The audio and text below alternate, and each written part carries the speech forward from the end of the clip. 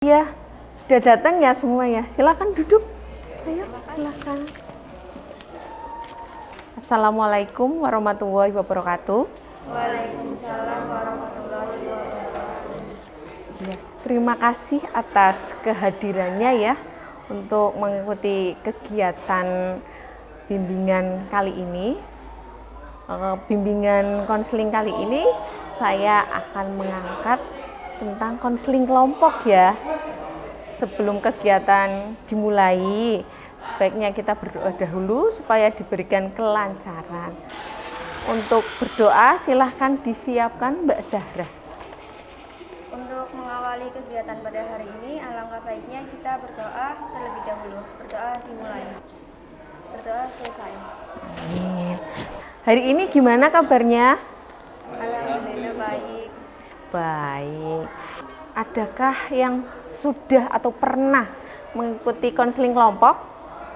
Sebelumnya belum pernah. Belum pernah ya? Karena hari ini saya akan memberikan layanan konseling kelompok. Kenapa konseling kelompok? Karena di sini jumlahnya lebih dari 1 orang berkelompok ya. Ini ya. Saya pakai catatan ya untuk nanti mencatat saran-saran dari kalian, masukan dari kalian gitu ya supaya lebih mudah. Nah, tahu enggak konseling kelompok itu apa?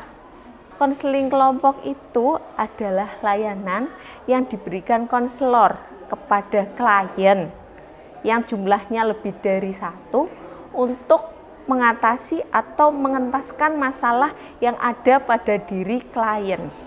Itu namanya disebut konseling kelompok. Terus tujuannya apa sih konseling? Tujuannya adalah diambil dari pengertian tadi, yaitu adalah pengentasan masalah.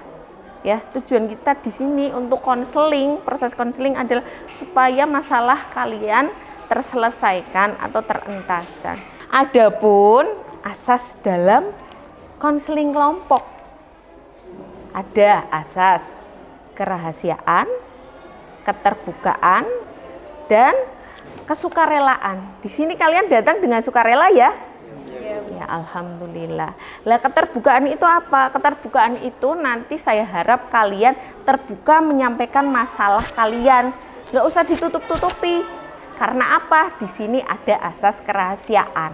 Ada asas kerahasiaan di sini supaya masalah yang nanti kita ungkap di sini ya, itu tidak sampai tersebarluaskan ketika kalian keluar dari ruangan ini.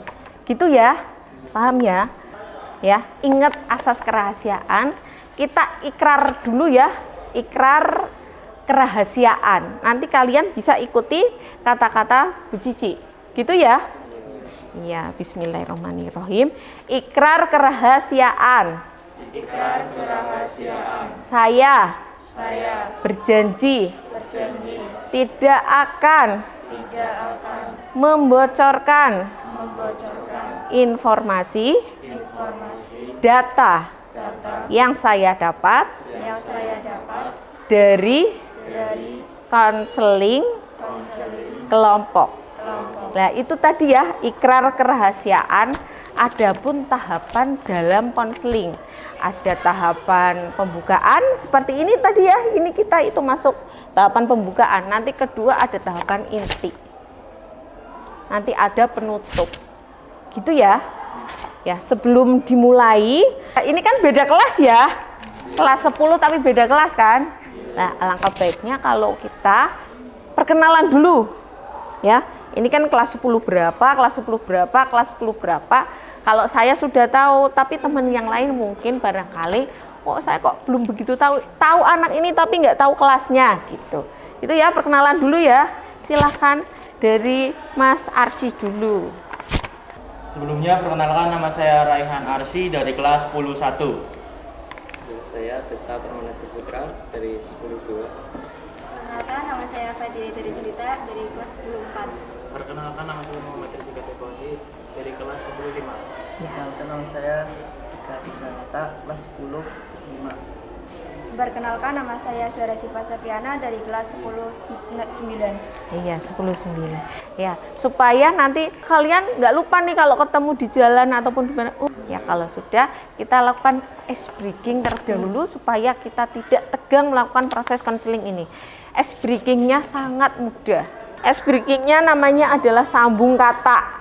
Oh ya, saya jelaskan dulu bahwa di sini saya sebagai pemimpin kelompok dan kalian anggota kelompoknya. Dari pemimpin kelompok terlebih dahulu untuk ice breakingnya. Siap ya semuanya ya, konsentrasi, fokus, jangan lupa.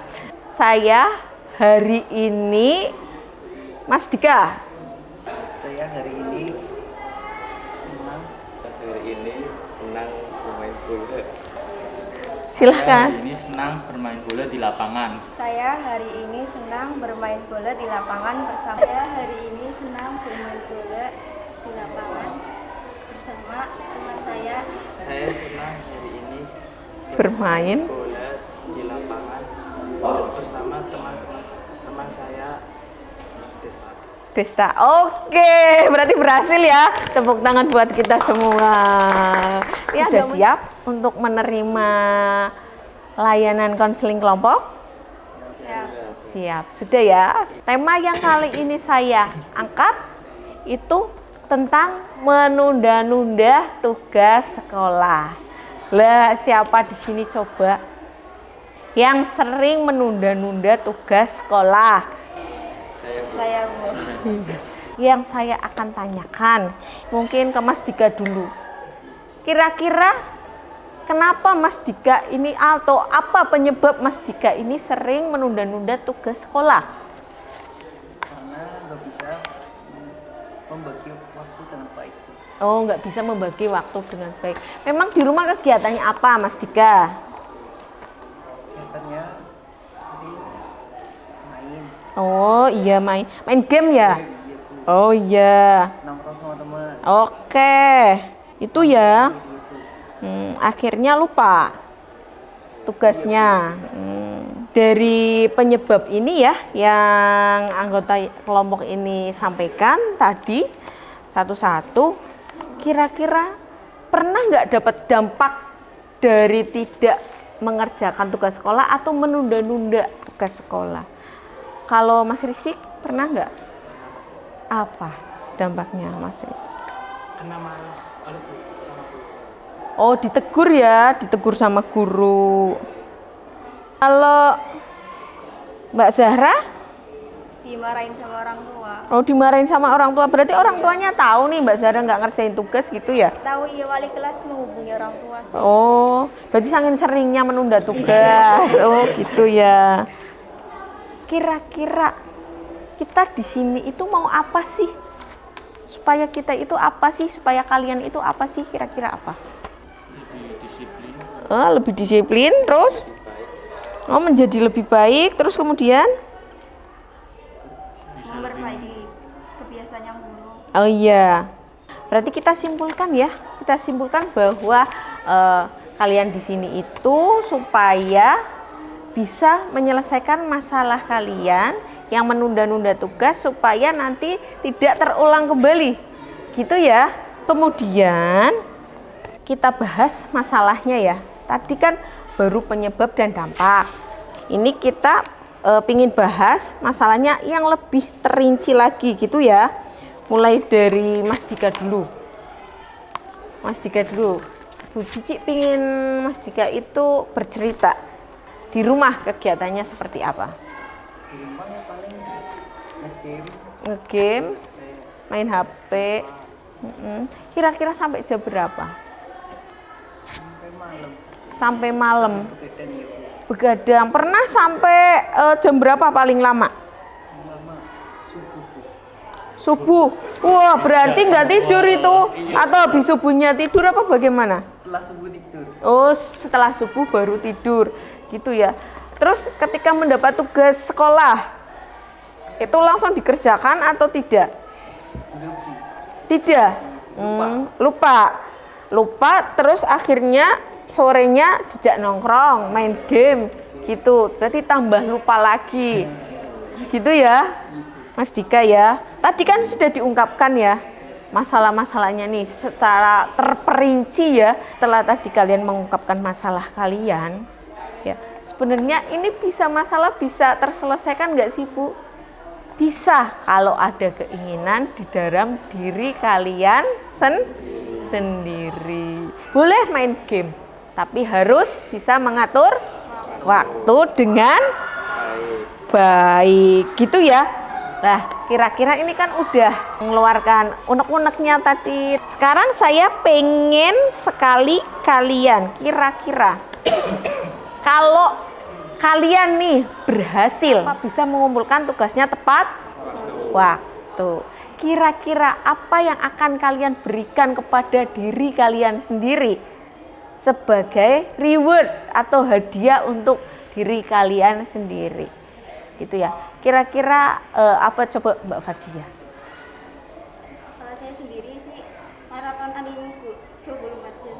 Wah, maraton anime 24 jam. Wah, boleh nonton. Tapi saran dari Bu Cici ya, kan mata punya batas kemampuan ya. Iya, mungkin yang tadinya mungkin 3 jam, 4 jam atau 5 jam atau 6 jam boleh. Nah, tapi ada catatan di hari libur dan ada jeda waktu untuk istirahat. Di sini kan ada namanya kontrak perilaku ya. Saya pakai teknik kontrak perilaku. Jadi tadi apa yang disampaikan bisa ditulis. Nah, di lembaran ini namanya kontrak perilaku ya. Di lembaran ini gunanya apa Bu? Supaya lebih termotivasi lagi untuk kalian tidak menunda-nunda tugas sekolah, bisa menyelesaikan tugas sekolah tepat waktu. Silahkan ini nanti diisi terlebih dahulu ya. Diisi terlebih dahulu. Apakah sudah? Sudah? Silahkan dikumpulkan. Dari kontrak perilaku yang kalian tulis ini ya, saya harap nanti sebagai salah satu motivasi kalian supaya tidak terlambat lagi untuk mengumpulkan tugas ya, dan bisa mengumpulkan tugas tepat waktu. Seperti itu ya. Kemudian di sini saya ingin menguatkan kalian bahwasanya setiap orang pasti melakukan kesalahan. Ya, tapi orang yang belajar tidak akan mengulangi kesalahannya itu ya. Jadi tetap semangat walaupun kemarin mungkin ada yang kena teguran dari orang tua ataupun dapat teguran dari bapak atau ibu guru, itu jangan putus asa. Mari kita perbaiki diri kita sendiri. Benar sekali Mas Rizky. Gitu ya. Jadi kira-kira kesimpulan apa yang akan kita ambil dari kegiatan ini? 1, tidak baik untuk menunda-nunda tugas sekolah karena akan berdampak buruk untuk diri sendiri. Selain merugikan diri sendiri, juga ternyata bisa merugikan orang lain seperti orang tua. Dan dari kegiatan ini kira-kira kalian dapat mengatasi masalah kalian sendiri tentang menunda-nunda tugas sekolah atau tidak? Bisa ya? Bisa. Kayak tadi berarti apa? Adanya perubahan perilaku. Dari menunda-nunda tugas sekolah yang diharapkan berarti kalian tidak akan lagi menunda-nunda mengerjakan tugas sekolah. Dari proses konseling ini kalian kan bisa kenal juga ya teman-teman dari kelas lain ya. Kira-kira senang atau tidak bisa kenal sama teman-teman yang beda kelas juga? Senang. Kira-kira senang tidak dapat solusi dari permasalahan kalian sendiri? Senang juga ya perasaannya. Sebelum melaksanakan konseling dan setelah melakukan konseling, kira-kira ada perubahan perasaan nggak? Ada. Apa kira-kira perubahannya? Akan menjadi lebih baik, lebih lega. Ternyata tidak kalian sendiri saja yang punya masalah seperti ini, tapi ternyata ada teman-teman lain yang punya, dan kalian juga bisa dengar, oh iya kalau ini ternyata ngatasinnya kayak gini gitu ya. Sebelum saya akhiri, ini saya juga ada penilaian ya, penilaian tentang proses konseling ini, itu hasilnya gimana. Silahkan nanti kalian isi lembaran ini, silahkan isi.